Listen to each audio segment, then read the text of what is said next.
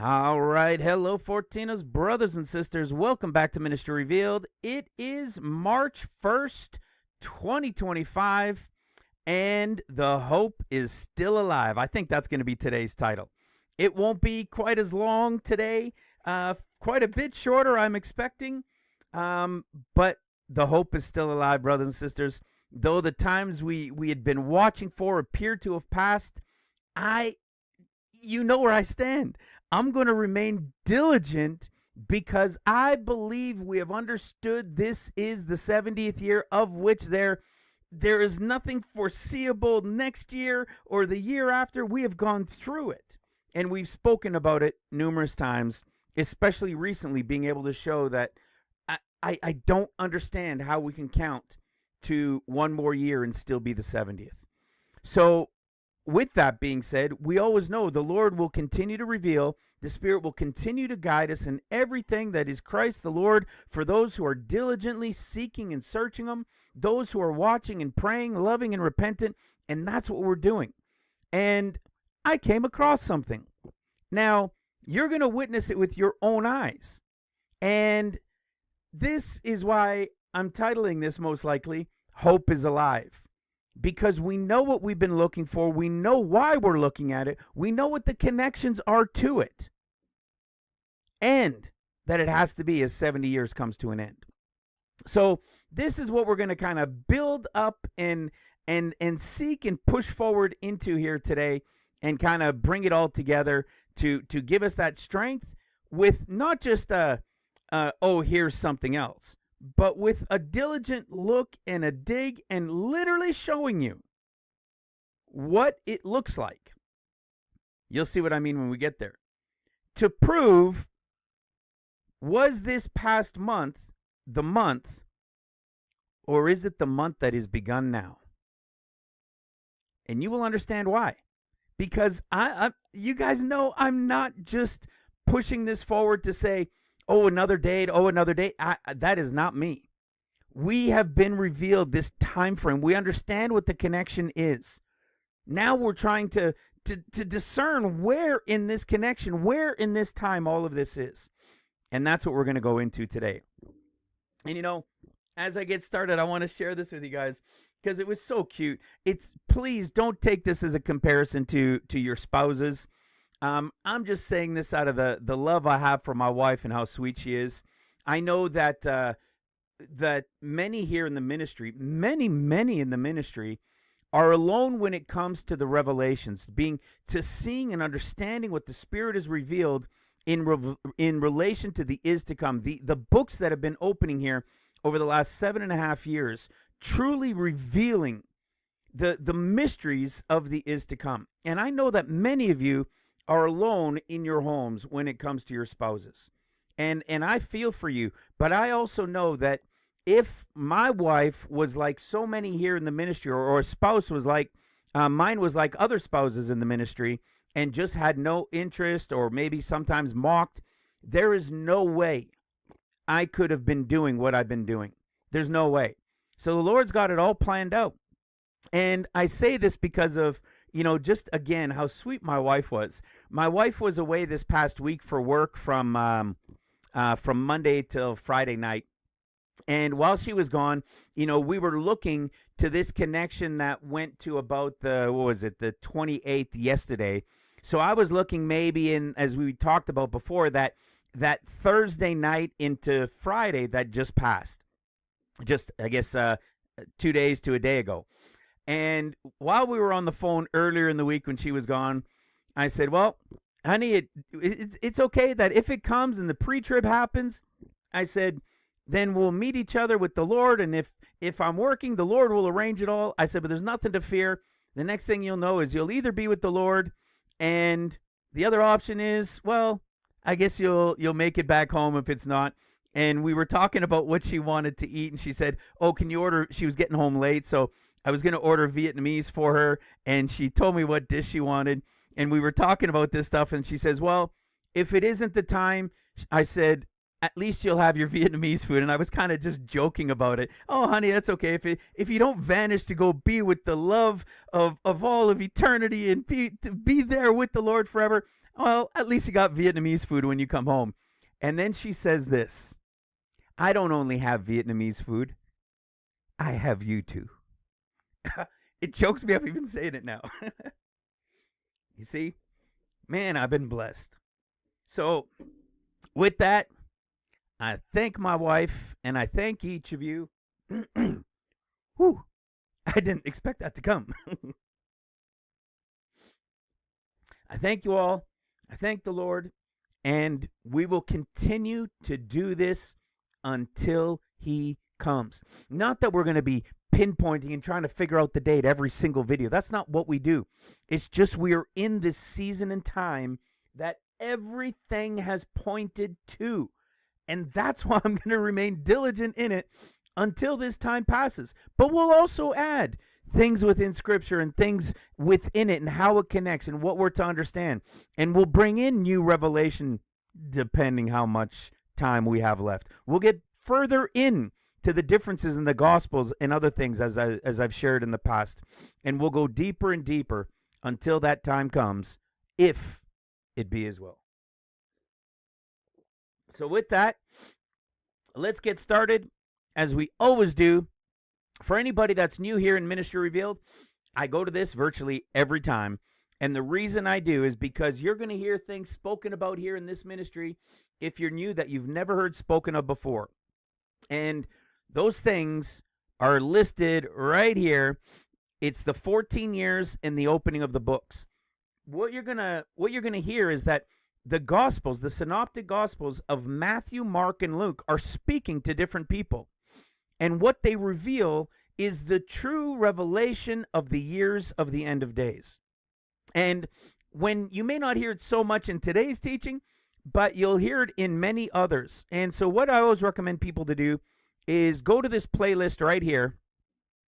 Click on the intro right here, Intro to the End Times Revelation. When you do that, it'll bring this up right here. And you'll see the list of all the teachings that I have in this intro series. There's 15 in there. It doesn't mean you have to go watch all of them.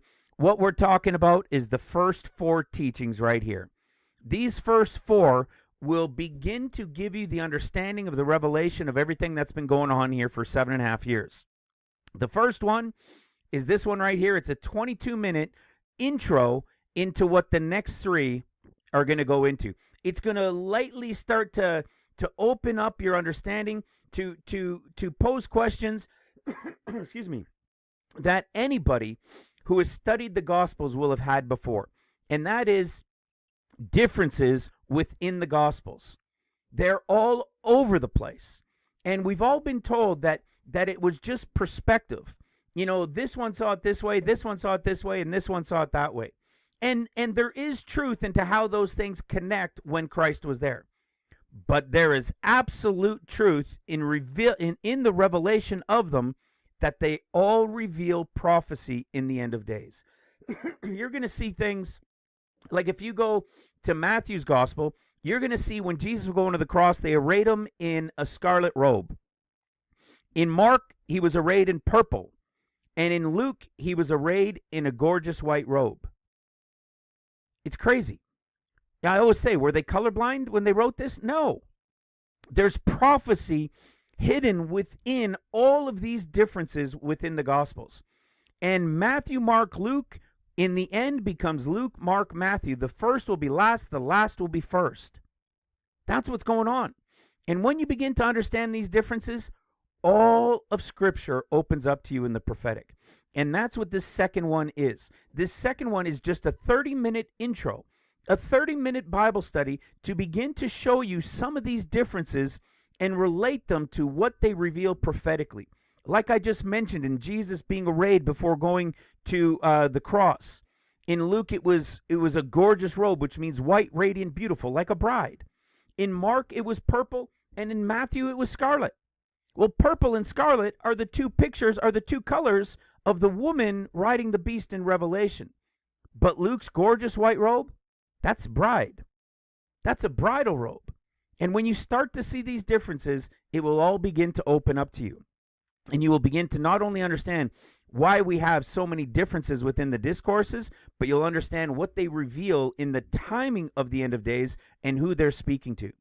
And that's what will then bring you to the third one, which is another 30-minute Bible study, another 30-minute intro to lead you in to what the Gospels have begun to reveal to you in relation to what they say in the end of days. And you will see that the end of days is not 7 years long, but 14 years and a period called above, a short period called above the 14 years. And what you realize is that that above portion is Luke's discourse or Luke's portion. Mark is the 7 years of seals, and Matthew is to the 7 years of trumpets.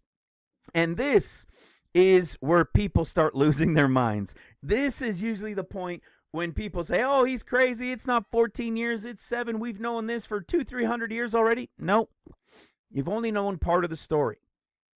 And I could prove it to you from the beginning of creation all the way to the end of Revelation. I can prove it to you in the different creations from the book of Genesis all the way to the end of Revelation. It's the same story playing out in a fractal over and over and over again. That's why this 15th one, the 15th teaching, it's all a fractal. That will blow your mind, but don't start there.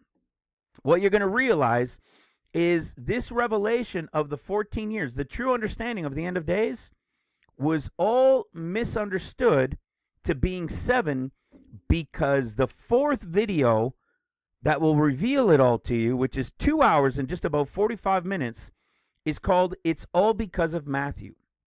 And once you realize and you take the time to study this out, you will understand that the reason we have come to believe all of our lives for centuries, for decade after decade, that the end of days is only 7 years is because we've all been built on the foundation of the Gospel of Matthew. Churches, seminaries, Bible colleges, schools, all over the place. The foundational teaching of the Gospels comes from the Gospel of Matthew because they've never understood who Mark and who Luke were speaking to. There were people over the centuries who knew there was like a Gentile thing and something else going on with Mark and Luke, but it was never understood as to why. And because we've all been taught from the Gospel of Matthew, everybody, unbeknownst to them, has a foundational belief that it's 7 years of tribulation, that all of creation, from creation until the end of the millennial reign, will be 7,000 years. It's not true. That's less than half the story. And you'll begin to understand why in this teaching here, it's all because of Matthew. It is absolutely awesome. And when you take the time, 22 minutes, 30 minutes, 30 minutes, that's not very long. And then you can watch the 245. You guys can have that done in a weekend if you're new. And I promise you it'll be worth your time. All you do is come to this playlist right here, pray over it, study it, see it for yourself. You're going to have times you're probably going to want to turn it off and say, no, this guy's nuts. I promise you, pray over it, seek it out, be a Berean, go through it and understand it for yourself. And you'll see. The Spirit will reveal it right to you. The other place you can go is right here to ministryrevealed.com, and you can go to the intro series. You can click on the intro from the menu and watch the first 4 videos there as well if you'd like it to do it that way. The other thing is some people like to download the videos. It's hard with YouTube, but if you go to Ministry Revealed, there's a one-click download button for all the videos that we have there too, for all of the teachings you can go through. Our book is there. You can get it on Amazon if you really want a paperback, but you can just read it right from the website. You can download the PDF for free. You can listen to it in an Audible in English as well, all for free from the website. All right? So, with that, brothers and sisters, let's get this going. All right. I'm going to start with this one because this was pretty awesome. I was shared this channel, maybe a couple months ago or so, and it's been pretty awesome. This guy, I've never seen one when it's just him and his buddy talking like this one is. Generally, he has guests on, and I think I've shared recently in one of them about another Canadian that he had on, and all of this revelation that he had for many, many years, all the way back into the 90s, I think, and had written a book on it and so forth. and just really deep stuff going all the way back to the creations. And this was shared with me just recently, and I thought it was perfect just to open with this. We're often, including myself, believe me, when people give words, or if there's dreams or visions, we have to be careful with those things. But it doesn't mean everything is nothing. You know what I mean? It doesn't mean we throw everything away just because we don't believe some of them. And some of them you could say, well, maybe we're just a little bit more biased to. But remember, we understand things here that haven't been understood before. We have revelation never before understood. We know that there's a group of people being prepared. We know that this group of people being prepared is in solitude, is being kept until the time comes. Okay? So when I hear something like this, and I was just talking with our brother Mike the other day, I've been hearing this quite a bit since around mid-2024. Different things like, in 2025, those hidden ones, from one that I heard last year, the hidden ones will come to be made known in 2025, and essentially would move out the pastors, something along those lines, because of these false doctrines that have been taught, and the misleading, or the lack of understanding, and so much of the church being asleep. I have heard this happening quite a few times since around mid-2024. So when this came, I thought it would be a great share. It's just under 2 minutes in this portion, and it's right up our alley. So let's have a listen to this.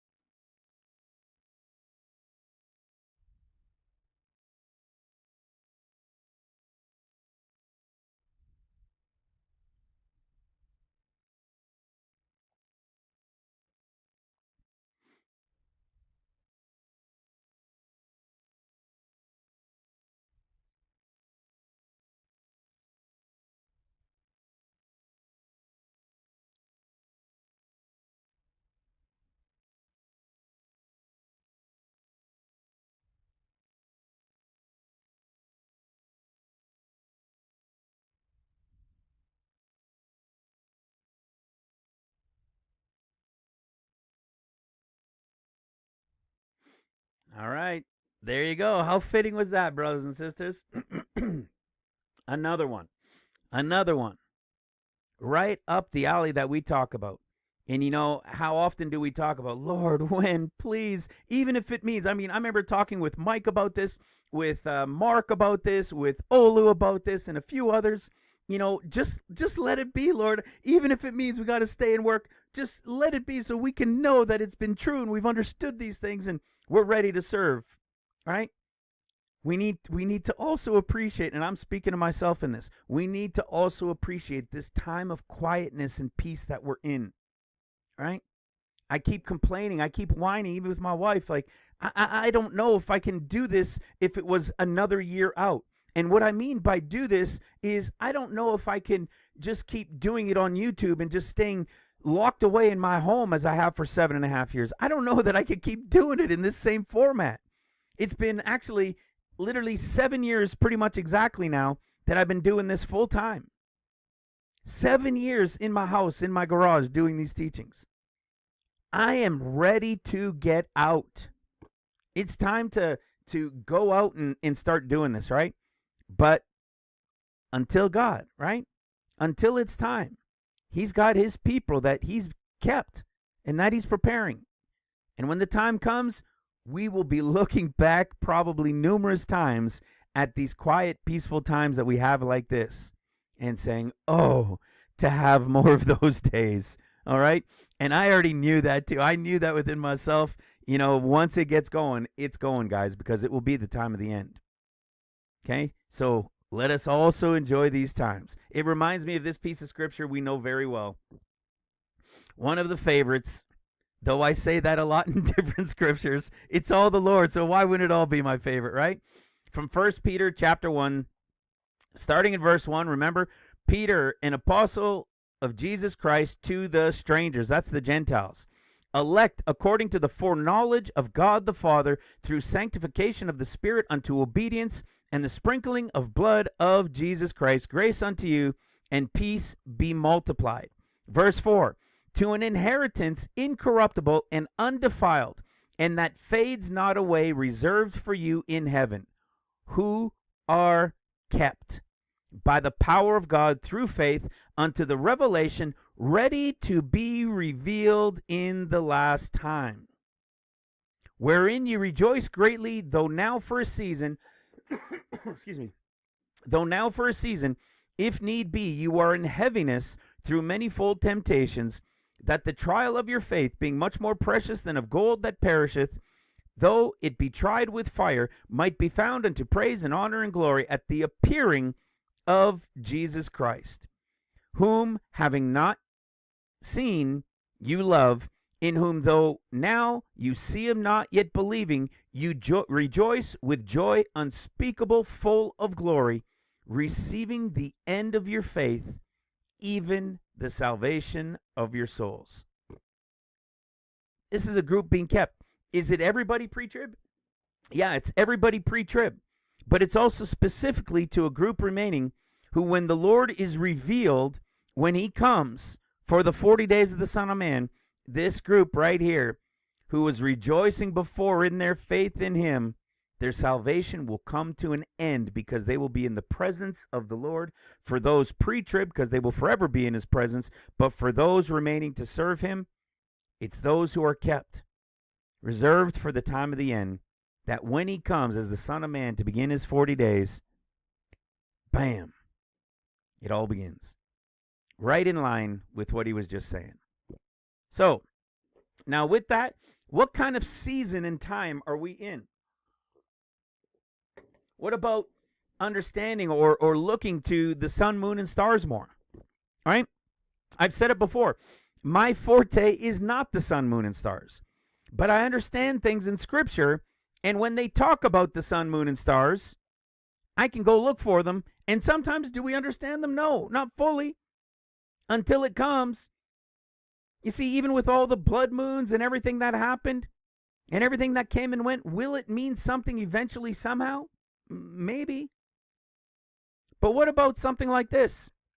This was shared in the forum. A lot of people, I believe, had been talking about it. Our brother had shared it with me about a week or two ago. And it's this planetary parade. Okay, the alignment of 7 planets. 7 planets have aligned in this planetary parade, and the next parade of planets won't happen again until 2040. So when did it happen? This spectacular celestial event is going to take place on February 25th, and the next one won't occur again until 2040. Now, I'll show you why I find this interesting on the date it happened, because 28, right?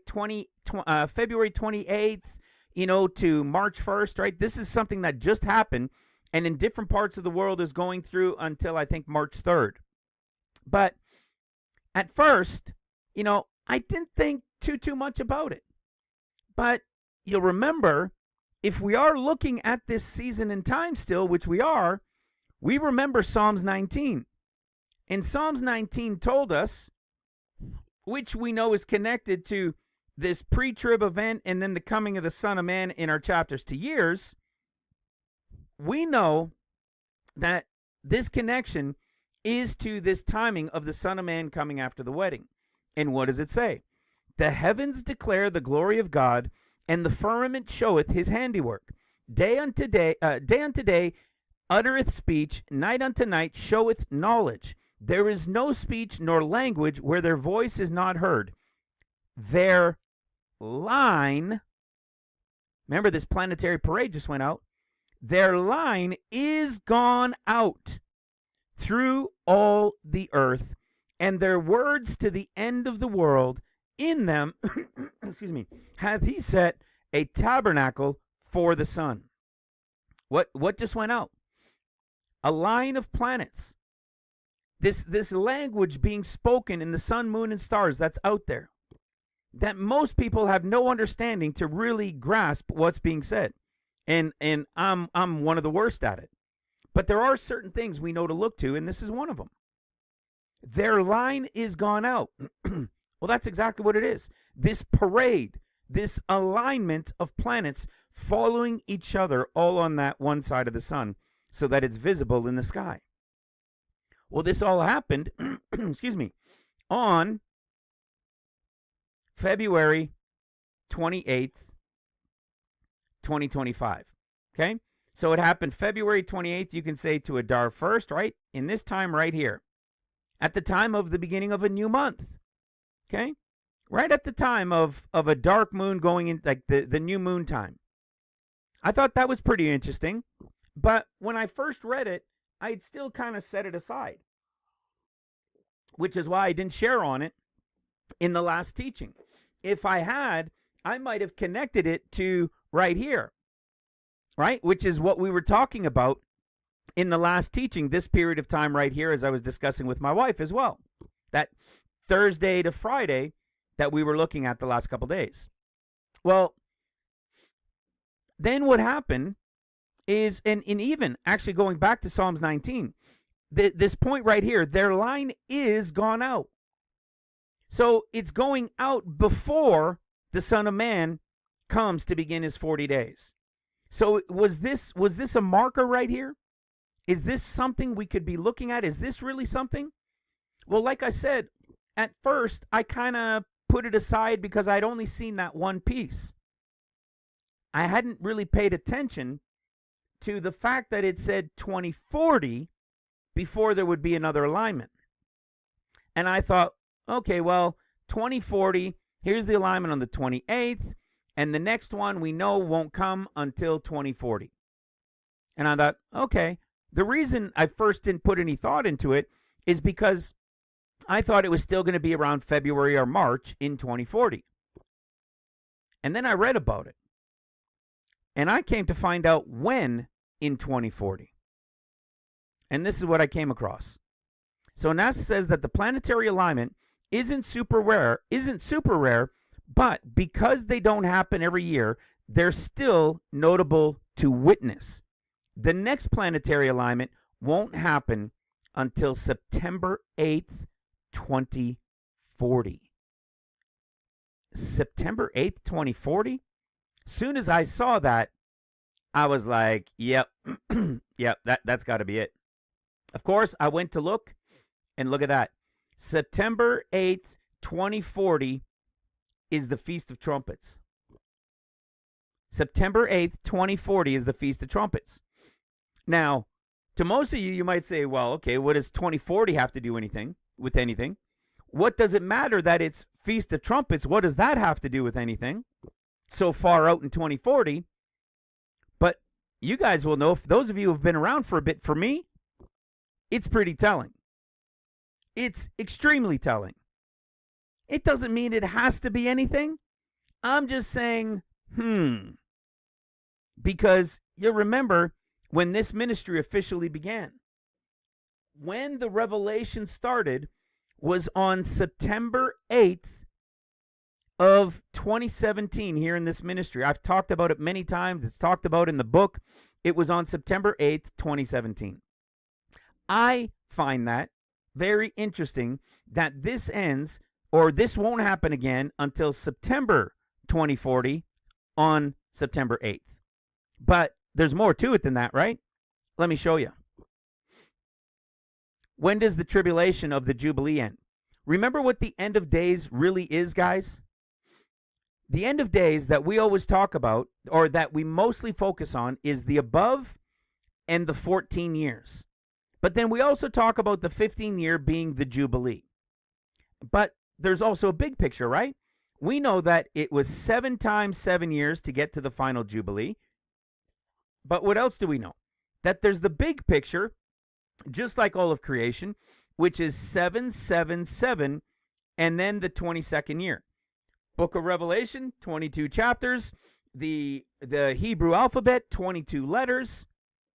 We know this is the big picture revelation of the end of days. And it includes the 22nd year. It includes after the 7 easy that we say, quote unquote easy, 7 years of seals, 7 years of trumpets, then it's the final Jubilee. What is the end of the story? At the end of 14 years? No, at the end of the Jubilee. The story is 22 or 15. Right? We see this even in when we talk about it with Deuteronomy. We know Deuteronomy, there's the 3 feasts of the Lord. The first one, even though it's the middle one, is the Feast of Weeks that goes first, that we know is 4 months early. We'll talk about that more later. But then it's 6 days of unleavened bread, right? And then the 7th is the solemn assembly to the Lord. Well, that's a picture of 7 years, 6 years of seals, and the 7th year of seals, the great multitude rapture. That is the week of unleavened bread. And then what do we have? Then you've got the 7 days of tabernacle, like the 7 years of trumpets. And this solemn assembly is the equivalent of the 8th day of tabernacle. So there's your 7 years of trumpets, or your 7 days of tabernacles. And the 8th day is the solemn assembly. Those feasts are the revelation of the end of days. They're the revelation of pre-trib to the 6th to the 7th year mid-trib, to the 7 years and the post-trib, and the new beginning with the Jubilee. So these things are all explained in it. Well, guess what else we know about it? It's all over. This is just the beginning of the Jubilee, by the way. Okay? It ends in 2040. Watch this. Okay? So it ends in 2040. So if here we are, right here, in this period of time and everything about to begin, then we end up at the end on the Sabbath sides, right, on the sowing and reaping side in red, we end up at the 7th year of trumpets, or the 14th year that we call it, or the big picture of 49 years of the 7 times 7. This would also be the 21st in our big picture on the left side of the other chart. And then what do we have? The Jubilee, which would be the 15th or the 22nd, we would call it, or what it really is, the 50th. And when does it end? It ends right here. Feast of Trumpets 2040. And the Feast of Trumpets 2040 is September 8th. So that caught my attention, and I thought it was worth sharing because it has a connection to the beginning of our ministry. It has a connection to the count, to the charts, to the very end, which brings it to the very end of the Jubilee, which is the revelation of pre, mid, post at the time of the end of the post. I thought that was really interesting, which means what? If there's something to be understood in this, then this period of time and this alignment was probably very significant for us. It's probably very significant. And this alignment, we have their line is gone out to the ends of the earth. They've uttered speech and knowledge for us to seek out. And it has a connection before anything like this happens again, right at the very end of all tribulation in the final Jubilee. I thought that was worth taking note. So when we look at this, I thought, yeah, man, that it kind of gives a little bit more hope, because is there a reason, excuse me, why it happened at this month, when you consider that the next time it happens isn't until 2040 in September? And it happened in different forms in 2024, I think once or twice, which means it was also at different months. So is there a reason that the heavens are declaring this right here, and that it's not being declared again until the time we can show on the charts in relation to the years that it won't happen again until everything's over? Kind of like a beginning warning and then one when it all comes to an end. You'll see where I'm going at with this, because you're seeing that it's reflecting then what's the point of Adar? What's the point of Adar if everything we had been looking at was to be Shavat which is supposed to be the 11th month. Ah, you already heard my tone there, didn't you? Which is supposed to be the 11th month. Well, guess what? Shavat is the 11th month, right? Adar is the 12th month. But why were we looking at Shavat, brothers and sisters? Excuse me. Why were we looking at Shavat? Well, because of Aquarius, of course. Because of Aquarius. Well, that's the trail we're going down today. Because what ended up happening is, I'm trying like you guys, and I'm trying to understand, Lord, what on earth, what have we missed? Here, I'm going to close this one out. What have we missed that we're out of Shavat, which is supposed to be Aquarius? Where have we gone awry? What's happening, Lord? Because believe me, guys, like I said, I still believe this is the 70th year, and it's going to happen in Aquarius. Okay, I'm still as convinced as can be, because I cannot see a path forward for 70 years after this. So I kept looking, and I was talking with our brother Mike about even the Torah calendar. And so I was going in and looking at other calendars. I like this, There's your pre, there's your mid, there's your post, right? It's like the pre, mid, post picture. But we know, again, this is going to happen 4 months early, okay? But what had happened is I'm going through this, and they relate, and they say, here are the years where they were perfectly in line, where they're off by a month. So the ones in red are the ones where the Hebrew calendar is like literally a full month off. This is the Hebrew side. This would be their Torah calendar. And they believe it always has to be in March. And so you see in 2024, they were saying it's like a whole month off. But 2025, it's only a difference of a day all the way through. So I thought, oh, okay. Well, it's only difference of a day. But they say in 2024, when the Jews on the Hebrew calendar added an extra month, that they shouldn't have added an extra month there. And I thought, oh, well, if they shouldn't have added there, maybe there's something we can figure out in this. And so I go look at their Torah calendar link, and guess what I find out? All they did was add a 13th month. That's all they did. They just added a 13th month this year. So meaning because it wasn't added like the Hebrew one, which means this was, guess what? What was this? This would have been their Adar. Wait a second. What'd you say? All right. This would have been their Adar, and this would have been their second Adar. So all they did was add another month a year later. So I started getting a little disillusioned with it. I'm like, well, that doesn't do anything. One's adding an entire month showing that the calendar was off. The other one saying, no, they did it wrong. And then all they do is add a full month a year later on their calendar, showing that their calendar, their count is off throughout the years as well. Like these things we've been talking about all this time, right? So I thought, what? Lord, what are we missing, bro? Something's going on here. Of course, it's possible that it's still not the year. That's always a possibility. But we've got the scriptures that talk about it. We know it's 70. When 70 is over, bam. We know that count relates from a Nisan count. We know that Leviticus and in 19 and 25 relate to these different sides of the calendar. We've counted them out. We've done so from Christ at the time of his birth, to the time when he declared the Jubilee, to the time from his death and resurrection, and what all these things equal going forward. And I can't see another day, another year. There's nothing in Scripture that says, oh, maybe, in relation to how to count it. So I said to myself, well, I'm not sold on this Torah calendar, guys, these guys either, because they're just adding another month. So I go to look and say, well, what month is Aquarius?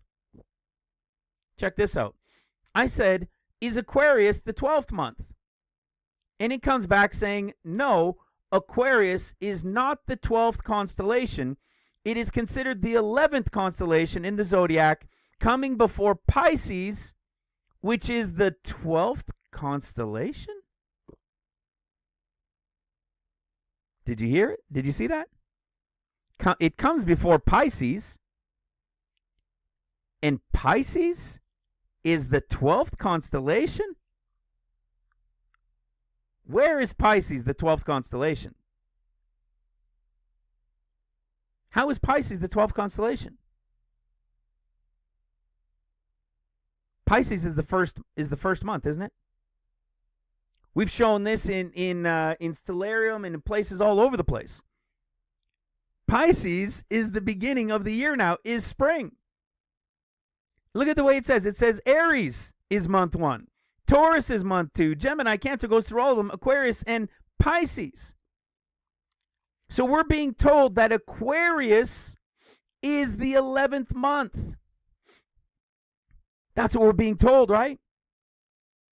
But when does Aquarius come? Before Pisces. You see where I'm going with this? Well, you'll see in a moment. Check this out.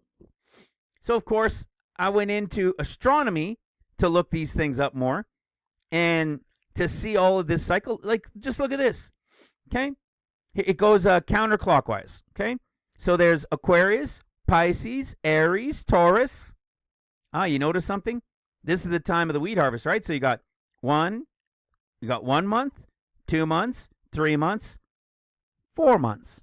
We'll talk about that a little bit more, but essentially that'll be the answer. Well, look what happens. I go into looking at all this, and we see the precession of the equinoxes and everything else, right? Well, listen to what it says. In ancient times, the vernal equinox, or the first day of spring, was in Aries. You see, most people know this, that have studied this. In the time of Christ and before Jesus, for several years, right? For a couple thousand or whatever. We know, but in particular, that at the time of Christ, Aries was the first month of the year in spring. Due to the precession, which is the precession of the equinox, it moved into Pisces around 100 BC, where it is now, when it will eventually then move into Aquarius, and Aquarius would then be spring. Did you see that? What did it say? In ancient times, it was in Aries. But due to the precession of the equinoxes, it's now moved into Pisces, and it's been there for almost 2,000 years. It's been there for almost 2,000 years. It's been in Pisces.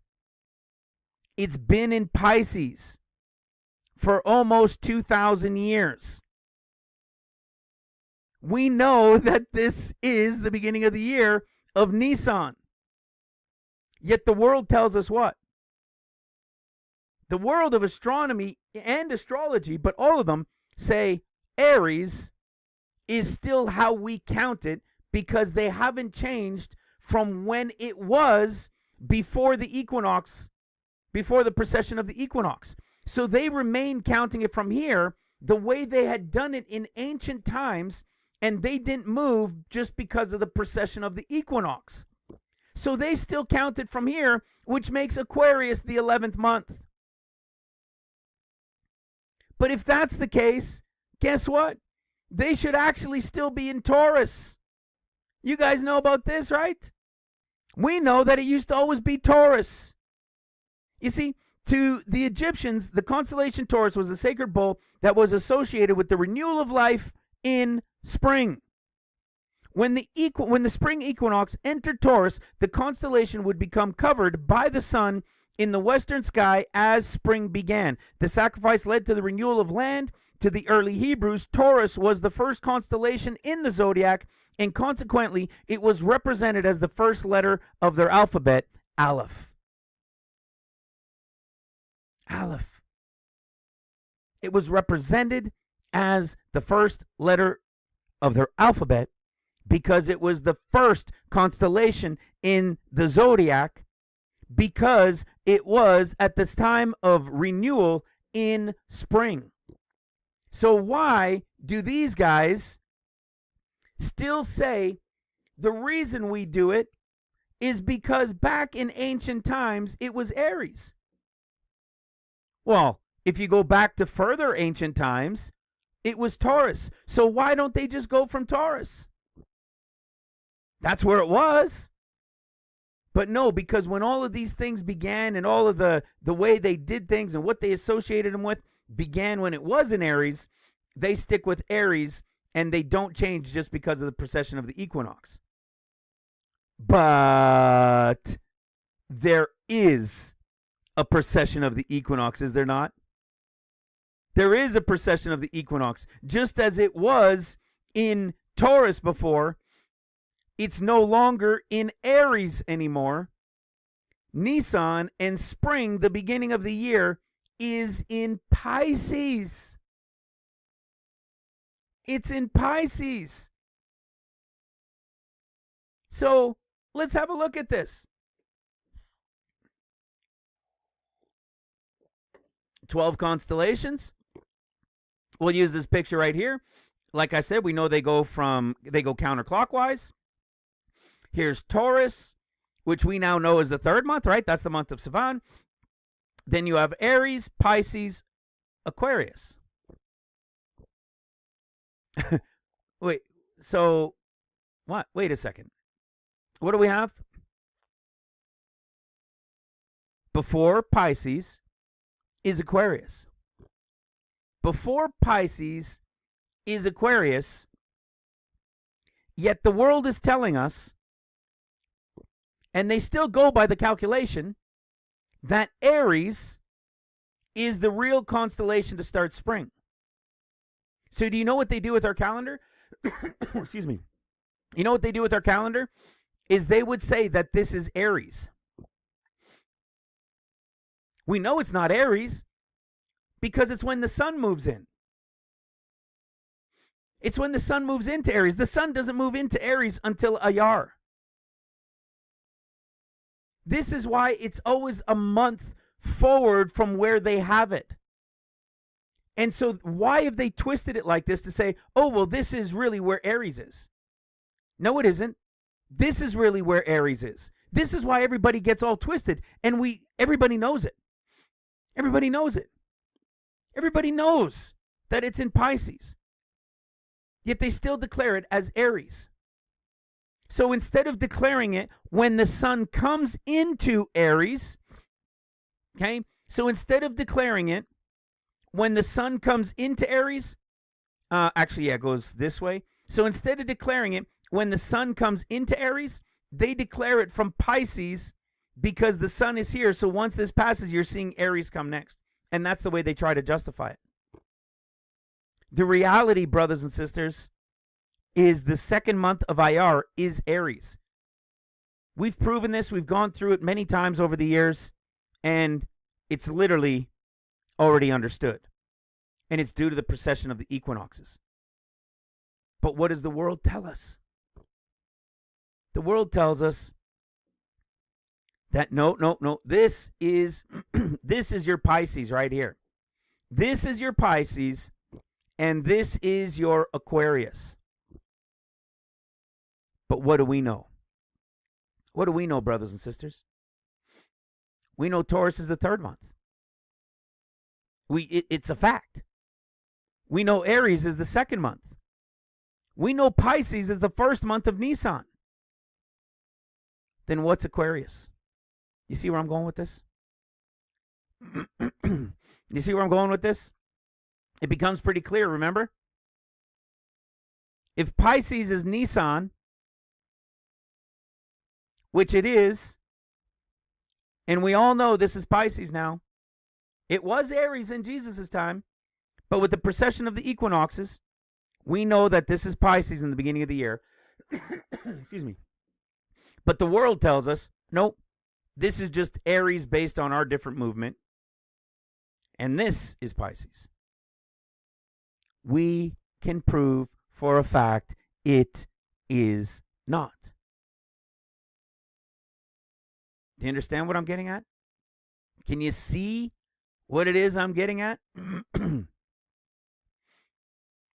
If this is Pisces, which it is, and what comes before Pisces is Aquarius, excuse me, then what is this? If this is Pisces, again, which it is, and Aquarius comes before Pisces, which it unequivocally does, then what is this? On the Hebrew calendar, they call it the 12th month. But that's just on the Hebrew calendar. On the way things run in the world, they would call this the time for what? The 11th month?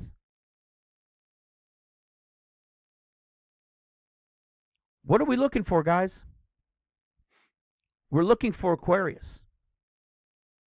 We are looking for Aquarius. We are looking for Reuben, the man with the pitcher of water.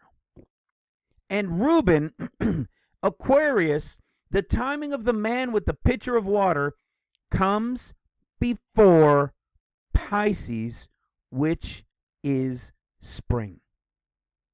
Not kind of, not sort of, unequivocally, right there for all of us to see. Which is telling us Adar, in our modern times, is Aquarius. Adar is Aquarius, brothers and sisters. I was pretty excited when I saw that, because that's why I'm giving this the title I'm giving it. Hope is alive. Hope is alive because we can show. We're not supposed to be over here. It's right before Pisces. It's right before Pisces.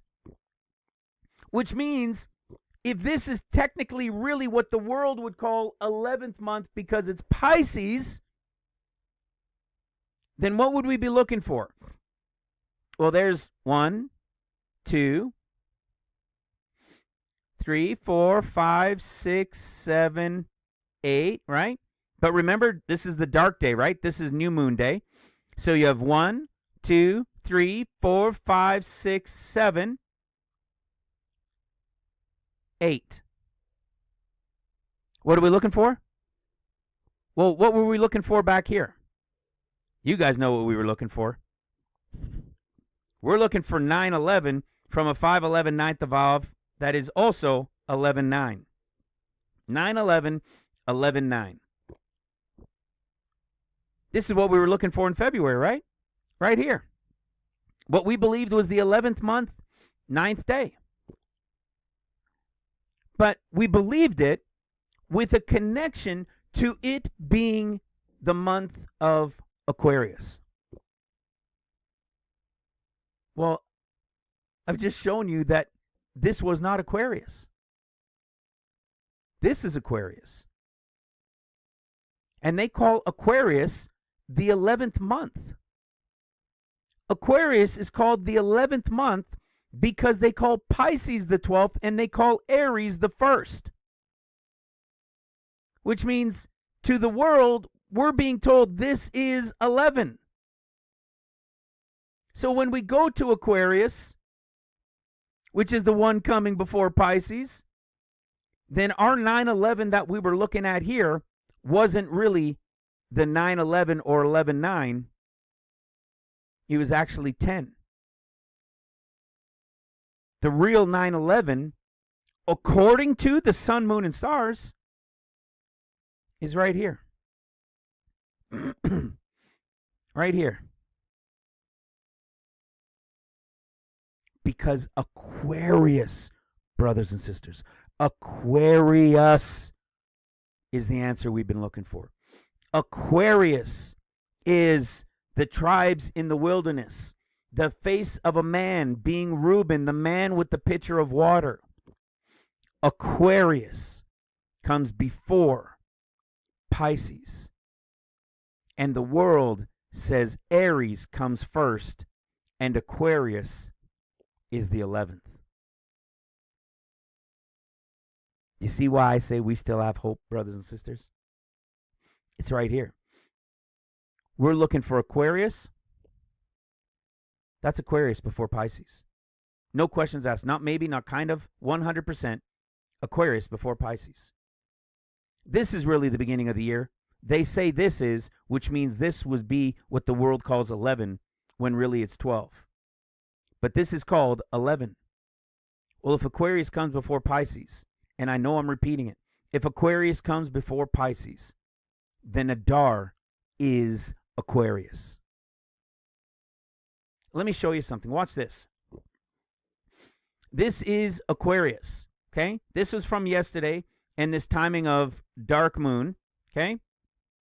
We know once it gets to about 2%, then in the evening portion, it'll begin its count. And watch what happens. You see, I had Aquarius starting right here. I mean, it's clearly in Capricorn, but you could see how Aquarius comes over, and it's kind of, the constellations are different sizes, so it's difficult to know which timing is which sometimes. So when we get to here, that should be the end of Aquarius, and in the understanding that we had, it was believed then that now is the 12th month.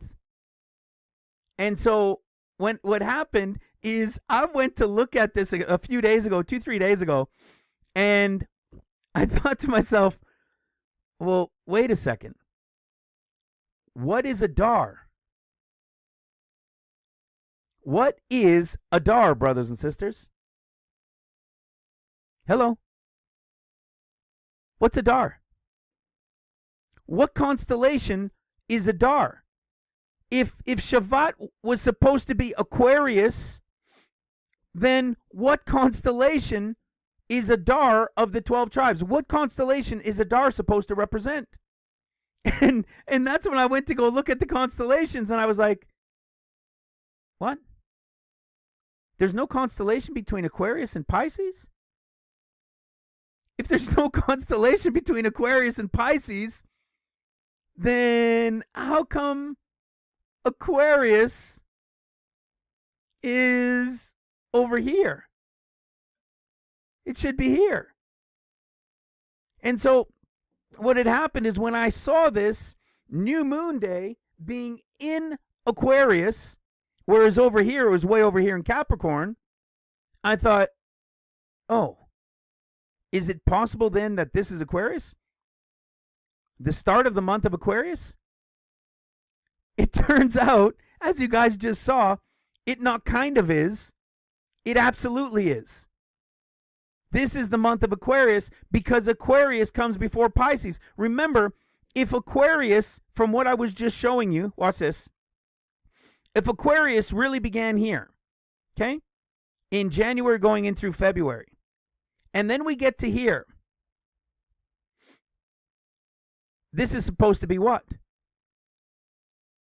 What comes in this portion of time right here? What is Adar? What can Adar possibly be if Pisces is Nisan? If this was supposed to be from here to here, like we just saw, if that was supposed to be Aquarius of the 11th month, and Pisces follows Aquarius, how is it we have a month in between before Pisces starts? Watch. There's Pisces. March 29th, Pisces begins. We go March 29th to 30, right? There it is, Nisan 1 in Pisces. This is the beginning of the year in spring for Pisces. Yet we had an entire 30 days of what? Emptiness? Nothingness? No constellation? Well, of course, that's impossible. So where did it start? In the man with the pitcher of water. just because of the moon, we know that the moon has its portions of being off. It's just started later in Aquarius. But if from here to here is nothing and then it starts Pisces, then that means from here to here must be Aquarius, not from here to here. The evidence is found in the beginning of the year, Nisan starting in Pisces. And if there's a whole month of emptiness, apparent emptiness, that began in Aquarius, what do you think it is? Of course, it's Aquarius. And what do we see? Look at that. The planetary alignments, right? We can't see where the other ones are here on this one, but you can see there's the planetary alignment that we were talking about. I'm going to close this because it's using up a lot of juice. Okay, so what did we just find out now, guys? That we're in New Moon Day, and we're in what they say is the 11th month. What the world runs by is calling it the 11th month, which on the Hebrew calendar is the 12th. But the real key to understanding it is that it's Aquarius, because Aquarius comes before Pisces. And we're looking for what? To follow the man with the pitcher of water to the upper room. And we were looking for 9/11, 11/9, knowing that the world calls Pisces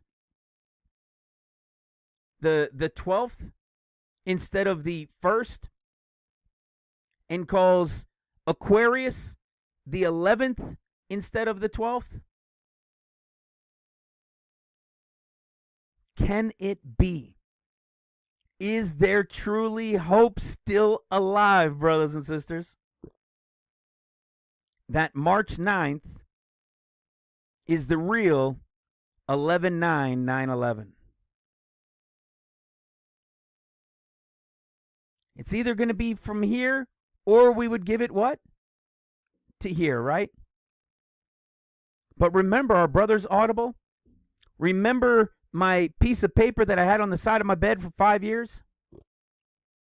Never knew, never could understand what it was.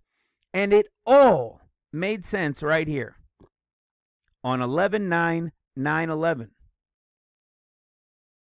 When that came and passed, I was really confused, because everything, not just those things, but everything pointed to this.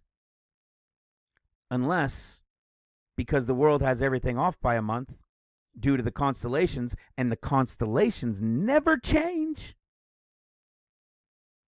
But our calling of months do. But the constellations never change. And we're looking for Aquarius. That would make this 9/11. And that would make this the 15th. And then, of course, the Lord coming on the 8th day to begin his 40 days. It would be a carbon copy of what we were looking at from here to here, just now officially in Aquarius. I thought that was exciting. I figured you guys would like this too, because now we're getting somewhere. Now we can see, whoa, wait a second. This isn't made up stuff. Now we're tracking with literal constellations. So let's take this forward. Let's bring this forward a little bit more. What about in John chapter 4? Just to make another little point on this, and we'll touch on this in relation to the 4 months early as well. Give me a sec. Coffee. All right. So in John chapter 4, remember this? Of course you do. We've talked about it a lot lately. Say ye not, there are yet 4 months, then comes harvest? Behold, I say unto you, lift up your eyes and look on the fields, for they are white already to harvest. Okay? For they are, look on the fields, for they are white already to harvest. Well, you know what? When we pointed to this, do you remember what we were pointing to? We were pointing to, of course, the New Year of Trees, which is Tu B'Shavat, which is when the almond blossoms, when the almond trees start blossoming, right? Well, think about it. What does it say? It says the fields, for they are white already to harvest. The fields are white already to harvest. Well, around February 15th, at the time of the almond blossom, the trees are just budding. The flowers are just budding. We're looking for the expanse of the land, right? The ground. This is the word for fields. The fields, the ground is white. And it dawned on me this afternoon as I was putting it together that, hold on a second. He's saying the ground is already white. It's already white and ready to harvest. Well, if this is the time frame of the almond blossoms budding and blooming, do they all fall to the ground right away? Would they start falling to the ground already right away? No, they start budding and then they start blooming, but they don't instantly fall to the ground. You know, I showed you that video. I think that short one. I think it was on Facebook or something. And the guy was spinning his camera around, and we saw some petals on the ground. But it wasn't all white. It was just a couple of them here and there that you could see there's white on the ground.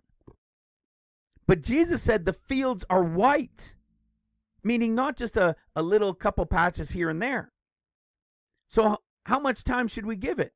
Right as soon as it buds and blossoms, they're all going to fall to the ground and the ground's going to be covered in white?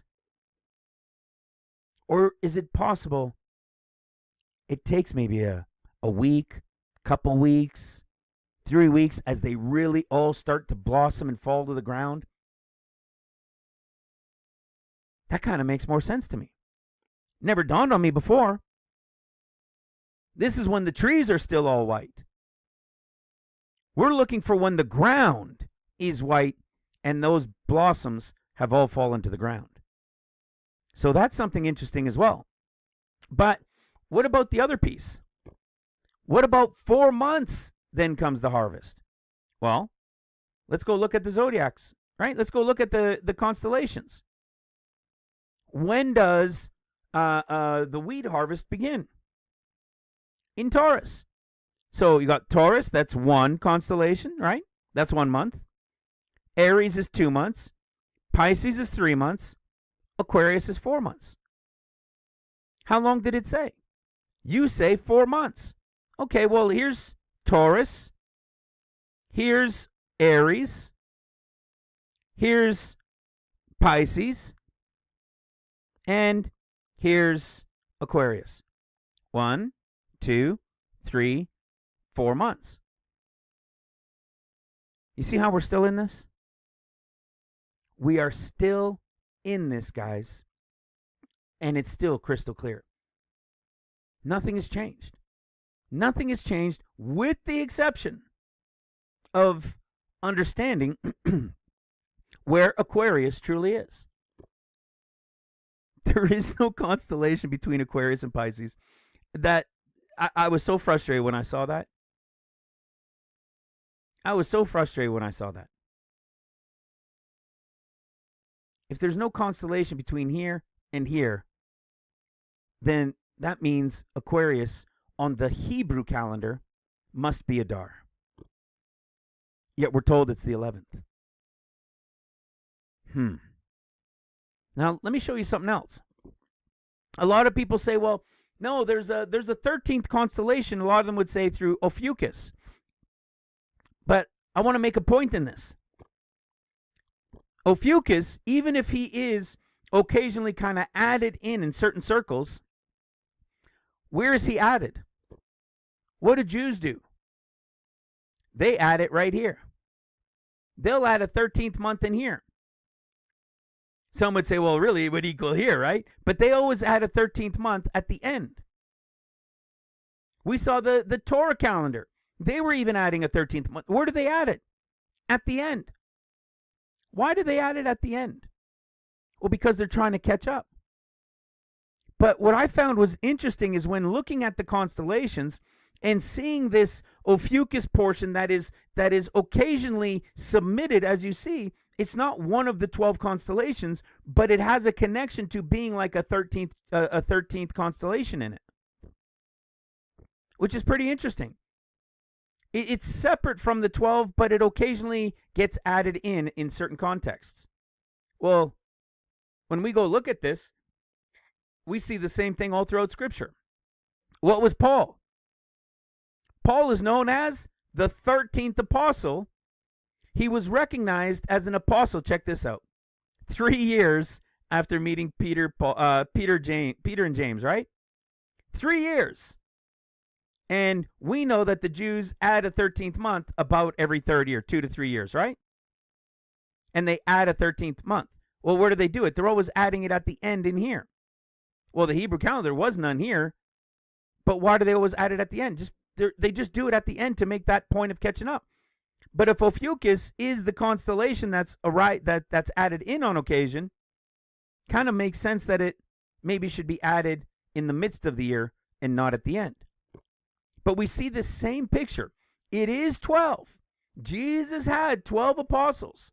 There are 12 tribes. We'll get into that too. But those 12 apostles, an event happens, and then the Lord brings in a 13th. And it wasn't until 3 years later. Well, what about the tribes? The tribes had the similar thing, didn't they?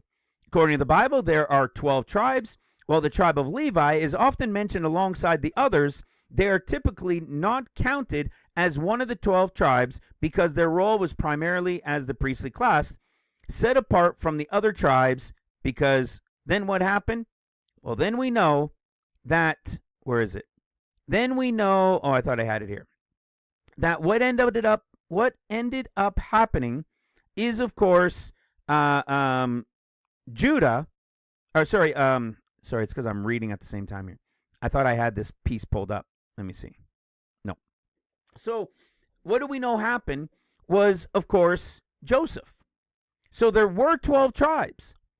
But Levi, as we did this teaching, remember, Levi wasn't supposed to be the priestly line.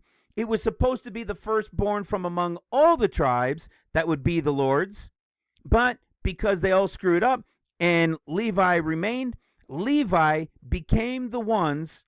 Now, was it because they didn't worship the golden calf or whatever it was? There was something else. Anyways, so then what happened is Levi was pulled from among the 12 and became the one that was apportioned to the father, right? The priestly line, which meant there was only now 11 tribes. But then Joseph had 2 sons. And of course, we know how that story plays out. In fact, let me see here. I'll bring this up again, this picture of the tribes in the wilderness, right? Here's this picture of the tribe in the wilderness, as we've been talking about. Reuben, the man with the pitcher of water, the timing of the Son of Man. You have Simeon, Reuben, Gad, Manasseh, Ephraim, Benjamin, Asher, Dan, Naphtali, Issachar, Judah, Zebulun. Where's Joseph? Where's Joseph? You see, it's because you got to have your 12 tribes, and then you got Levi in the middle. So who are Ephraim and Manasseh? Well, of course, they're Joseph. But his 2, because of Joseph's goodness and his righteousness, he had 2 sons, and he had 2 portions through his sons to make up what? The 12 plus the one in the middle, 13. So there was still, like the apostles, yes, there are 12, but there's really 13 as well. And we have this same storyline in the constellations. But wherever that 13th one should be added, it's not always supposed to be added after Aquarius between Pisces. It should probably be added in the midst of the year with this connection to Ophiuchus.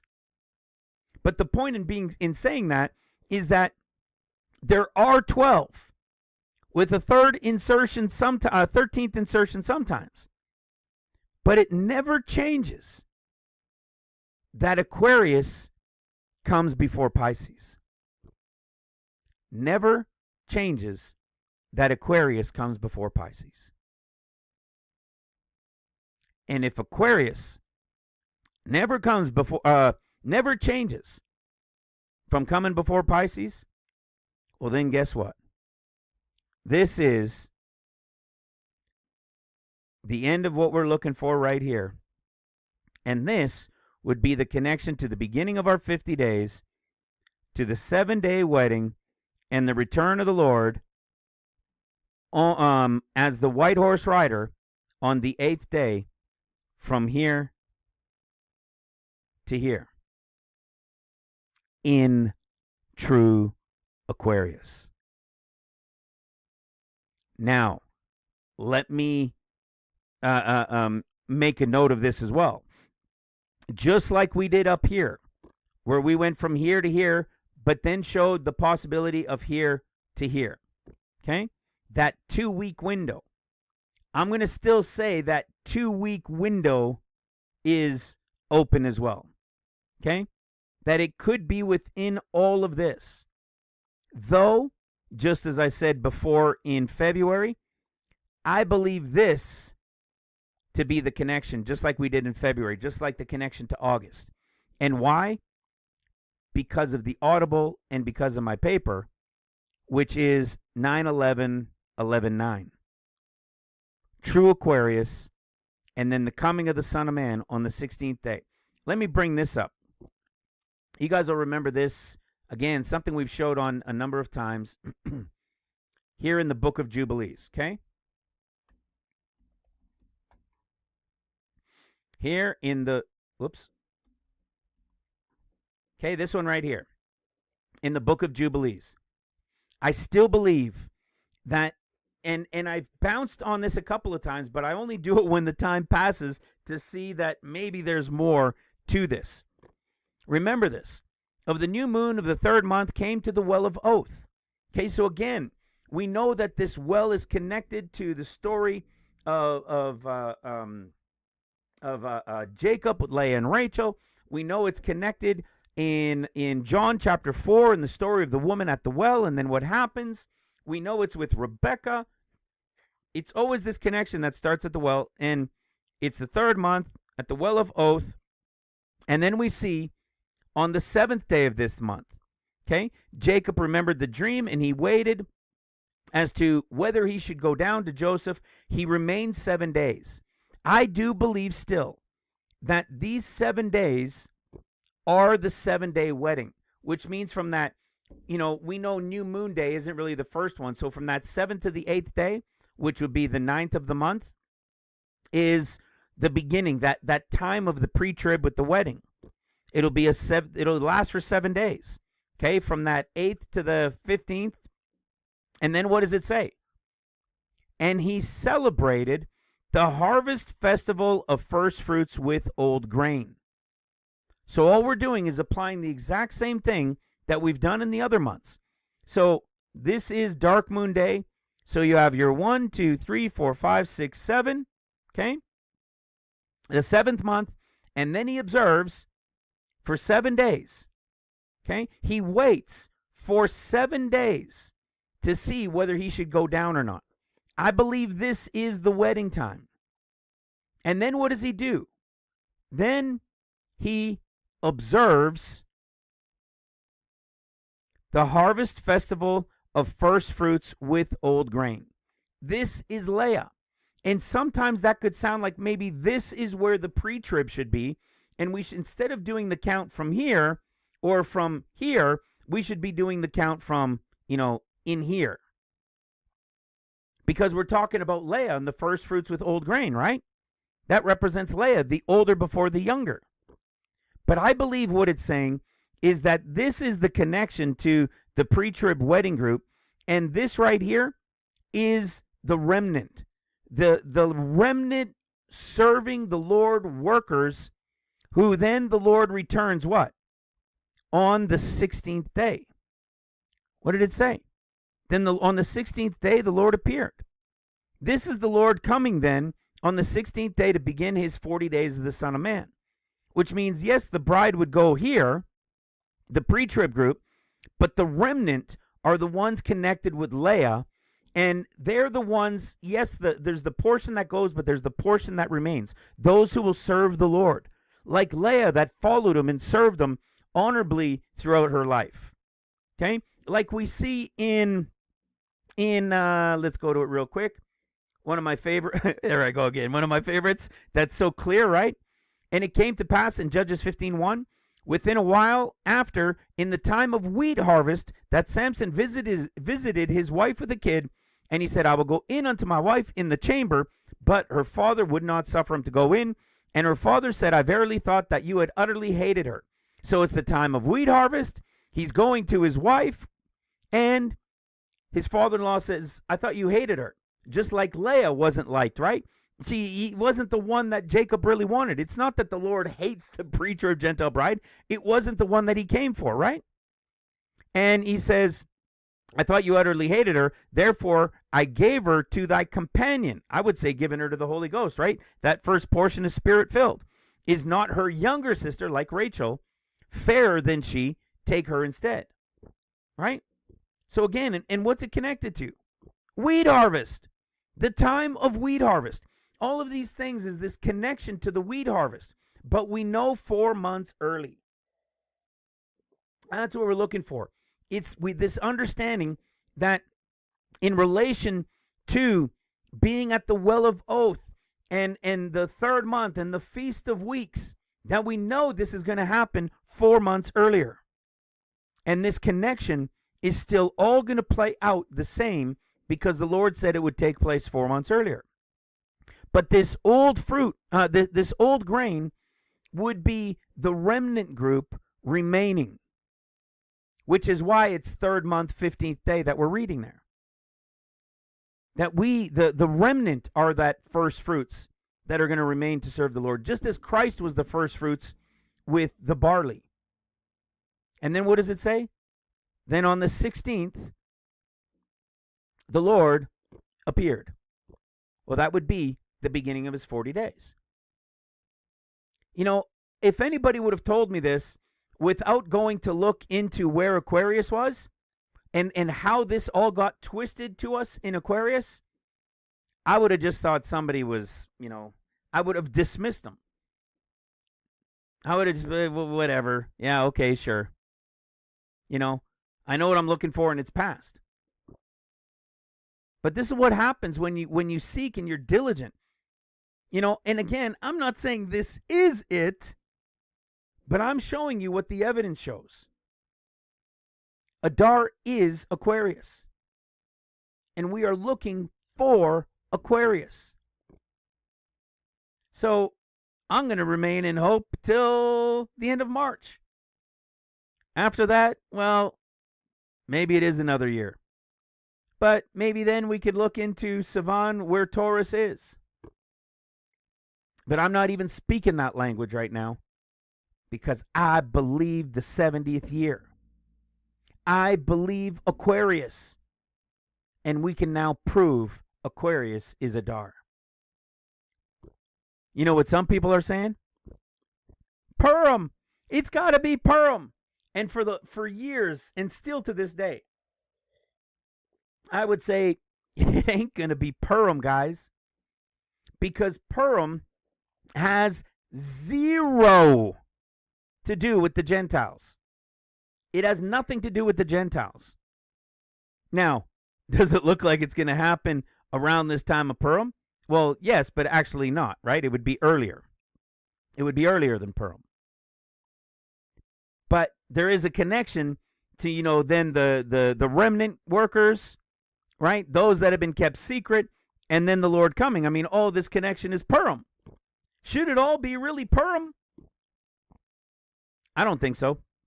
Not in the sense that you might think. Because if you go to the story of Purim, let me show it to you right off the bat. I'm not going to go into everything of Purim or into Esther about Purim, except to show you something right here.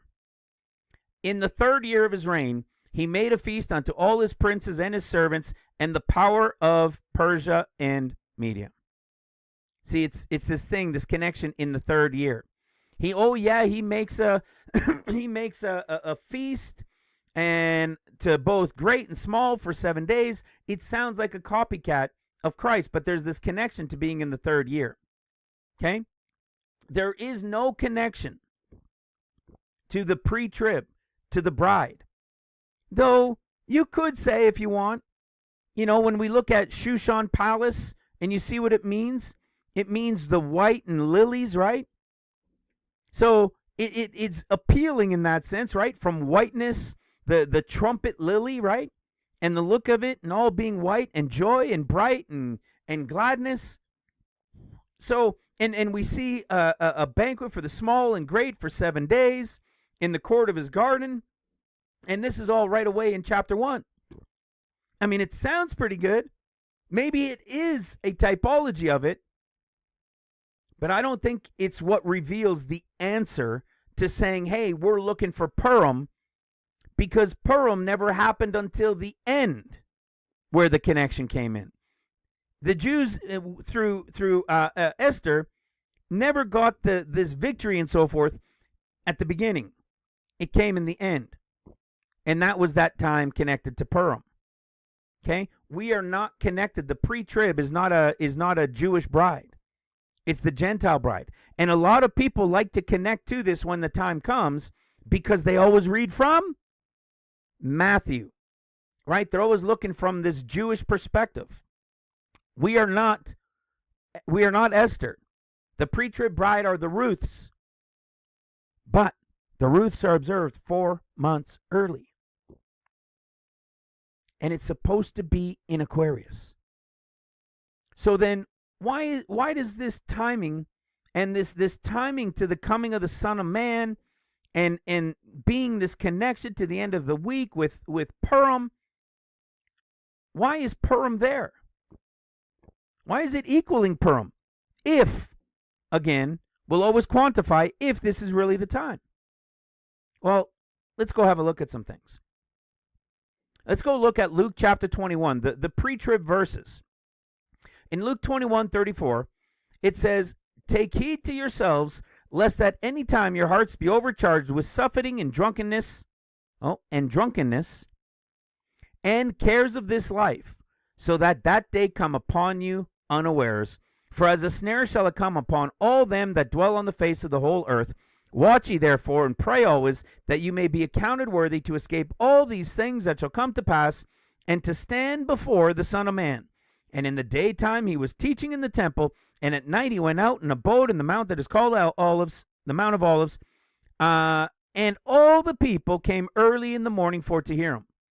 So what are we warned about? Drunkenness is a big thing. We're warned about not being caught up in the cares of this world and being in drunkenness. We know that it's those watching and praying to be accounted worthy. We know that Jesus does this only in Luke's discourse. Then they all go to him early in the morning to hear him. Well, you guys know the other connection to this. If we go to John chapter 8, we see that John chapter 8 starts with the same thing. Jesus went out, remember our chapters to years, Jesus went out to the Mount of Olives, and early in the morning he came again to the temple, and all the people came to him, and he sat down and taught them. And then what do we see? The woman caught in adultery. It's a picture of the Gentile woman. There's the stone's throw. He lifted up himself. Remember, this lifted up is found in Luke chapter 13 in relation to the woman, and it talked about 18 years and 18 years and 18 years all over the place. We talked about that. And then what does it say? Then Jesus is left alone, and the woman standing before him. So it's only Jesus bent over, writing on the sand, and the woman now standing before him. Like I've said many times, it's like a proposal. And then he says, "Go and sin no more." Okay, this prophetic picture of these events happening from the pre-trib and during the 1-week wedding. And then the Lord comes as the white horse rider to begin his 40 days, as we've taught from Isaiah 9 and all over the place, even going to the creation story that shows in John 8:12, "Then spake he again unto them, saying, I am the light of the world. He that followeth me shall not walk in darkness, but shall have the light of life." Okay, all of this walking in the light, not in the darkness. Okay, this keeping from being caught up in the cares of this world, caught up in the time of drunkenness. What do we know about Luke chapter 1? This was one of our favorites. I remember this when Luke in order was discovered, right? when we were revealing Luke in order, and we have this bold statement here from Luke. Chapter 1, starting in verse 1. For as many as have taken in hand to set forth in order, like Mark and Matthew, okay? To set forth in order the declaration of those things which are most surely believed among us. Okay? It's almost like even those people teaching from Matthew and a little bit of Mark and even less from Luke, they always teach us believing from Matthew and setting these things in order. Luke says, the declaration of those things which are most surely believed among us. Of course, we still believe Matthew and Mark. We know that's the gospel, right? But it's not in order. And then Luke says, even as they delivered them unto us, which from the beginning were eyewitnesses and ministers of the word, it seemed good to me also, having had perfect understanding of all things from the very first, to write unto thee in order. You see? And this ended up being the revelation for us that kicked off Luke 1, 2, 3, and 4, chapter 1, 2, 3, and 4, and what it revealed. Now, why am I bringing these things up? Well, some of our brothers were posting some of these things in relation to Purim, and one of our brothers, Herman and Charlie, were going through these things, and it brought up 1 Thessalonians chapter 5. Listen to 1 Thessalonians chapter 5. All of these things that we talked about. But of the times and seasons, brethren, you have no need that I write unto you, for yourselves know perfectly. This word perfectly is the exact same one from Luke chapter 1 when he says he knows all things in order. Okay? When he says having had perfect understanding of all things from the very beginning and in order. It's the same word. Okay? For yourselves. So there's a group, a Luke portion, which Luke is the pre-trib. Right? Luke is the pre-trib, and there's a remnant from among them. And it says, for yourselves knowing perfectly that the day of the Lord so comes as a thief in the night. For when they shall say peace and safety, then sudden destruction comes upon them as travail upon a woman with child, and they shall not escape. Meaning there's a group that's escaped, and that travail is about to begin. Well, you guys will remember this. What do we know about this? The Revelation 12, verse 1, the great sign, woman, so on and so forth, right? 12 stars. And then what do we know?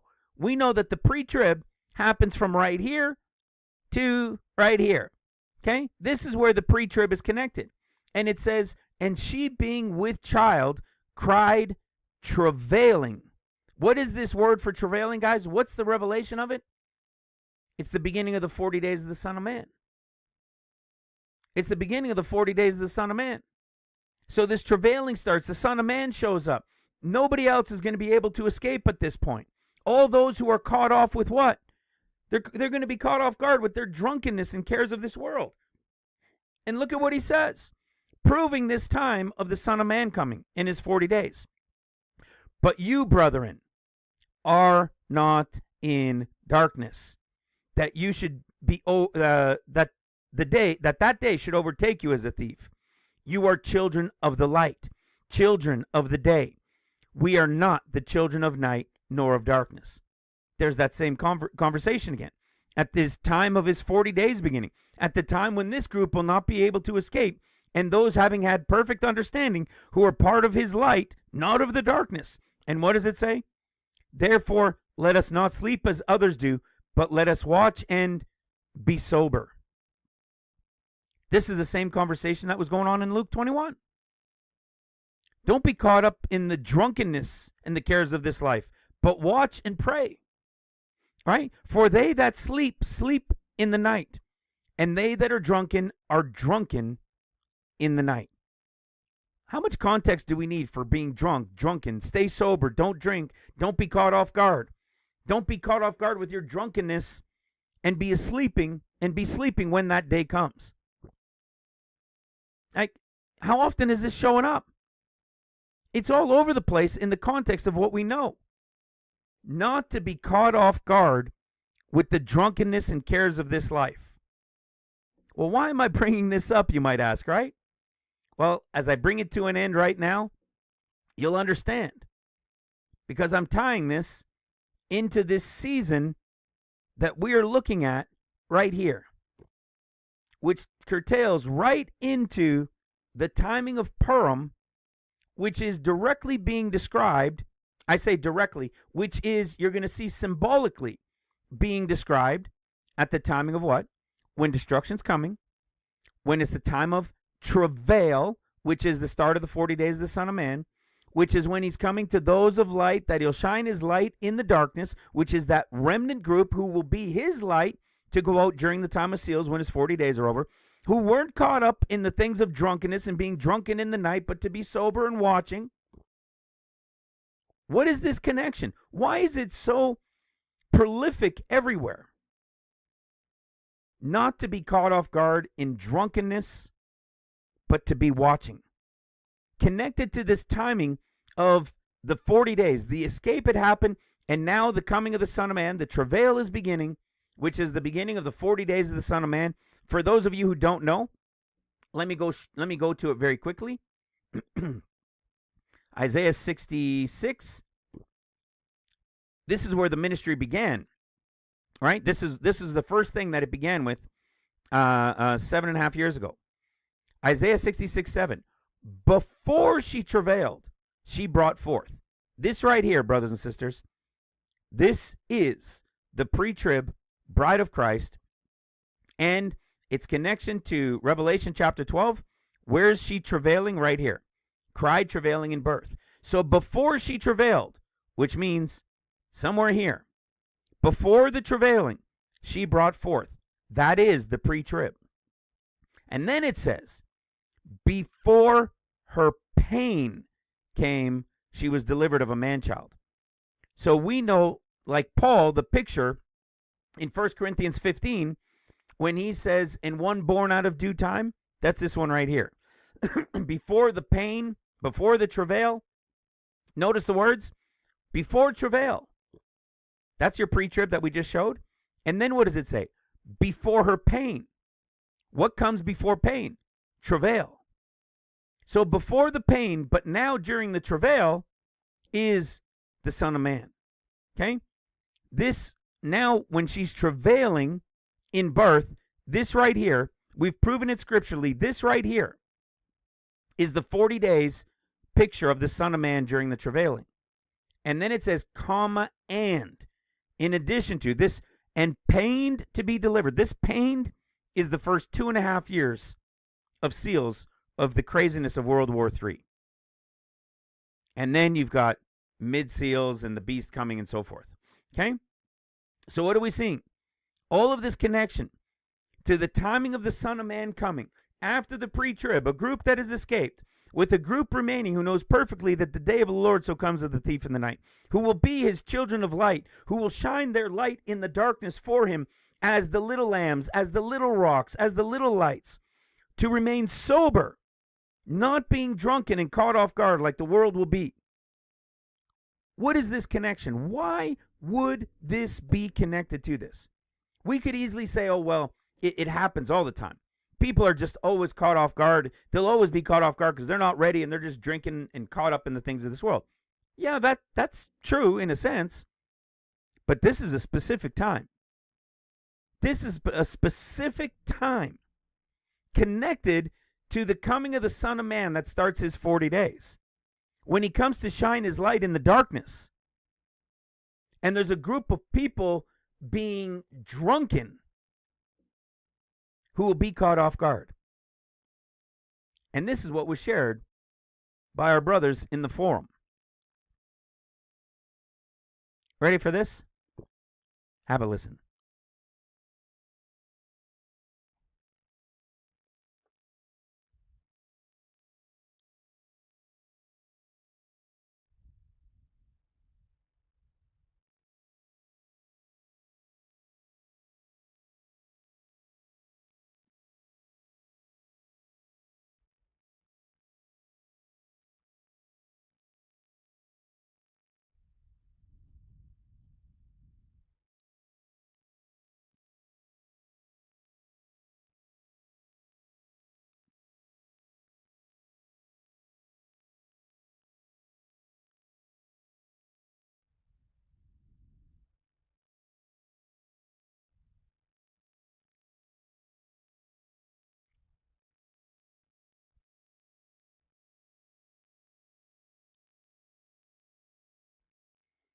their greatest day of drunkenness. Check this out right here.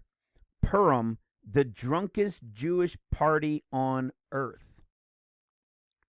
The Purim is represented by a justification for them as the getting smashed, bombed, so drunk you can't recognize the difference day of the year for the Jews.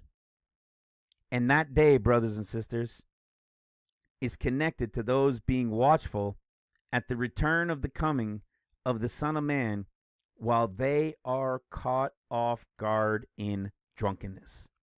Because remember what happens when the Lord comes to begin his 40 days? Do you remember what he tells them? Do you remember where he's going? Well, of course, you should all remember where he's going, right? He starts right here. He tells us in Luke chapter 21. Right here. Luke 21 verse 20. And when you shall see Jerusalem compassed with armies, this is the Lord when he returns as the Son of Man for 40 days as the white horse rider, telling Jerusalem to flee to the mountains, to get ready. They've missed it. They're not escaping. Now it's time, when they see that they're about to be compassed about, they're to flee to the mountains. We see this the same thing in Luke chapter 19.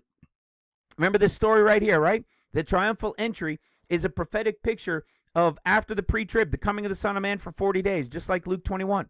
Mark's triumphal entry is a picture of the Lord coming at the end of the 6th year of seals on heavenly Mount Zion with paradise.